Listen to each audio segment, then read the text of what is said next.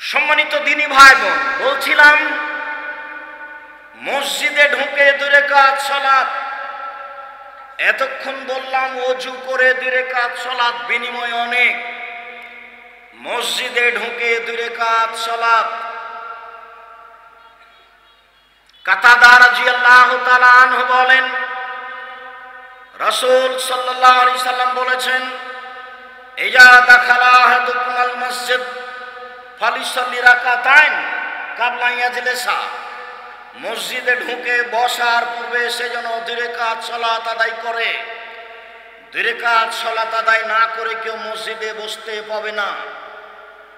মসজিদের মালিকের কাছে অনুমতি নিতে হবে। মসজিদের মালিক হচ্ছেন আল্লাহ। আল্লাহর সাথে সরাসরি কথা বলা যায় না।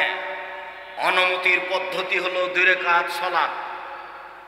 যার কারণে কেউ কোনোদিন কোনো সময় মসজিদে ঢুকে বসতে পাবে না, আগে 2 রাকাত সালাত আদায় করতে হবে।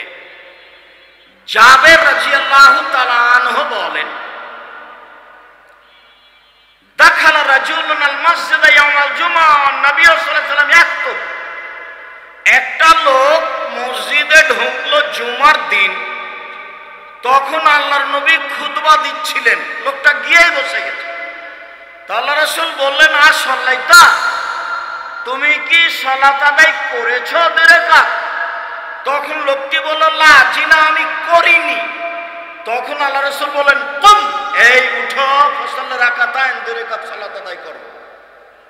ইমামের চোখে যদি পড়ে খুতবা চলাকালীন একটা লোক ঢুকে বসে গেছে, তাহলে তাকে উঠিয়ে 2 রাকাত সালাত আদায় করাতে হবে। হাদিস বুখারী মুসলিম। জাবের রাদিয়াল্লাহু তাআলা আনহু বলেন, রাসূল সাল্লাল্লাহু আলাইহি ওয়াসাল্লাম বলেছেন, ইজা দাখালা আহাদুকুমুল মসজিদ ওয়াল ইমামু ইয়াখতুব। তোমাদের কোনো ব্যক্তি যদি মসজিদে ঢুকে এমত অবস্থায় ইমাম খুতবা দিচ্ছিলেন, ফালিসাল্লি রাকাতাইন, সে যেন 2 রাকাত সালাত আদায় করে, ওয়ালিয়াতাজাওয়াজ ফীহিমা, সে যেন সংক্ষিপ্ত করে। খুতবা চলাকালীন ঢুকলেও 2 রাকাত সালাত আদায় করতে হবে, করতে আপনি বাধ্য। রাজশাহী চাঁপাইনবাবগঞ্জের ভাষায় তোকে তো করতে হবে, তোর বাপকে করতে হবে। হাদিস বুখারী মুসলিম। আপনার সন্দেহ হলে আপনি আবার দেখে নিতে পারেন। আমি আপনাকে কোনো অস্পষ্ট ধর্ম দিতে আসিনি, দিতে এসেছে নগদ। ধৈর্যের পরিচয় দিবেন। বগুড়া আমার পুরাতন বক্তব্যের জগতের জন্মভূমি। কাজে এই কথা শুনে মন খারাপ করার কিছু নেই। ধৈর্য ধারণ করার জন্য আন্তরিকভাবে অনুরোধ জানাচ্ছি।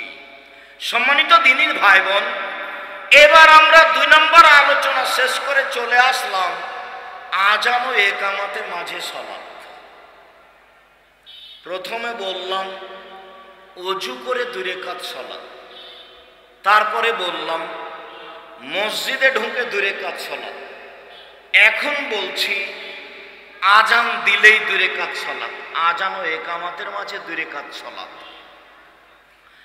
আব্দুল্লাহ ইবনে মুগাফফার রাদিয়াল্লাহু তাআলা আনহু বলেন, রাসূল সাল্লাল্লাহু আলাইহি সাল্লাম বলেছেন, বাইনা কুল্লি আযানাইন সালাতুন, বাইনা কুল্লি আযানাইন সালাতুন, বাইনা কুল্লি আযানাইন সালাতুন, ওয়া কালা ফি সালিসা লিমান শা। তিনি বললেন, আযান ও ইকামতের মাঝে 2 রাকাত সালাত রয়েছে। আযান ও ইকামতের মাঝে 2 রাকাত সালাত রয়েছে। আযান ও ইকামতের মাঝে 2 রাকাত সালাত রয়েছে। তিনি তৃতীয়বারে বললেন, তবে যে চাই, জরুরি নয়। এবার আবার ফিরে গেলাম বেলাল রাদিয়াল্লাহু তাআলার কাছে। খুব খেয়াল করবেন বেলাল রাদিয়াল্লাহু তাআলার ব্যাপার। বুরায়দা রাদিয়াল্লাহু তাআলা আনহু বলেন, আসবাহা রাসূলুল্লাহ সাল্লাল্লাহু আলাইহি ওয়াসাল্লাম ফাদা বেলালান। আল্লাহর নবী সকাল করলেন, ফজরের সালাত আদায় করলেন, বেলালকে ডাকলেন। ডেকে বললেন, বেলাল, বেমা সাবাক্তানি ইলাল জান্নাহ, তুমি আমার আগে জান্নাতে গেলে কিভাবে? মা দাখালতুল জান্নাতা কাত্তু ইল্লা সামাইতু খাসখাসাতা আমামি। যতবার আমি জান্নাতে ঢুকি ততবার দেখি তুমি আমার আগে আগে জুতা পায়ে দিয়ে হাঁটো। আমি তোমার জুতার শব্দ শুনতে পাই। মানে জান্নাতে জান্নাতীরা জুতা পায়ে দিয়ে থাকবে। তুমি আমার আগে আগে হাঁটছো জুতা পায়ে দিয়ে, জুতার শব্দ শুনতে পাচ্ছি, তুমি আমার আগে গেলে কিভাবে? তখন বেলাল রাদিয়াল্লাহু আনহু বলছেন, মা জানতো কাত্তু ইল্লা সাল্লাতু রাকাতাইন, যখন আমি আজান দিয়েছি তখন 2 রাকাত সালাত আদায় করেছি।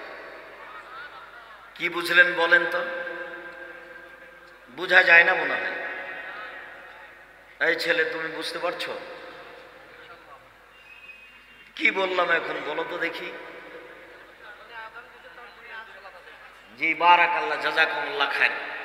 আজান দিয়ে 2 রাকাত সালাত আদায় করতে হবে, তাহলে রাসূল সাল্লাল্লাহু আলাইহি সাল্লামের আগে জান্নাত হয়ে যাচ্ছে। উনি শুনবেন যে আপনি জুতা পায়ে দিয়ে হাঁটছেন। কত দামি জিনিসটা বুঝাতে আমি অক্ষম। জাতিকে ভালোভাবে ধর্ম বুঝাতে পারলাম না, এমনি চলে যেতে হবে, এটা আমি বুঝতে পারছি। মানে যাদের দিন কাটে লাখো জনতা, তাদের সামনে হয় কেসা কাহিনী। এটা আমার 2 চোখের সামনে ঘটছে 90 সাল থেকে। আমি বলেছি শতকরা 95 জন বক্তা মিথ্যুক, তবে আমি বলিনি ইনি মিথ্যুক, এ কথা আমি বলিনি। আমি বলেছি শতকরা 98 জন মুফাসসির মিথ্যুক, তবে আমি বলিনি ইনি মিথ্যুক, এ কথা আমি বলিনি। তবে আপনি যদি সাহস করে বলেন যে আমার মুফাসসিরের মিথ্যা দেখান তো, তখন আমি প্রস্তুত আছি। এই ছেলে দূরে কেন যাবো? এই যে দেখো না তুমি কোরআনের গায়ে লেখা আছে। এই ছেলে তুমি দূরে যাবা কেন? এই যে কোরআন শরীফ লেখা আছে। বলো তো কি হবে? কোরআন মাজিদ। তো তুমিও যারা একটা সাধারণ ছেলে, বাংলা লেখাপড়া করো, সেখানে গায়ে লেখা আছে কোরআন শরীফ। আমি সময় দিয়েছি আমার মরা পর্যন্ত, কোনোদিন যদি কোরআন শরীফ প্রমাণ হয়ে যায় সেদিন আর আমি বক্তব্য দেব না। আল্লাহ বলেছেন কোরআন কারিম, আল্লাহ বলেছেন কোরআন হাকিম, আল্লাহ বলেছেন কোরআন ফুরকান, আল্লাহ বলেছেন কোরআন মাজিদ। এভাবে আল্লাহ বলছেন আর লোকে বলছে কোরআন শরীফ। কি করতে পারি বলো তো তুমি? সম্মানিত দিনী ভাই বোন,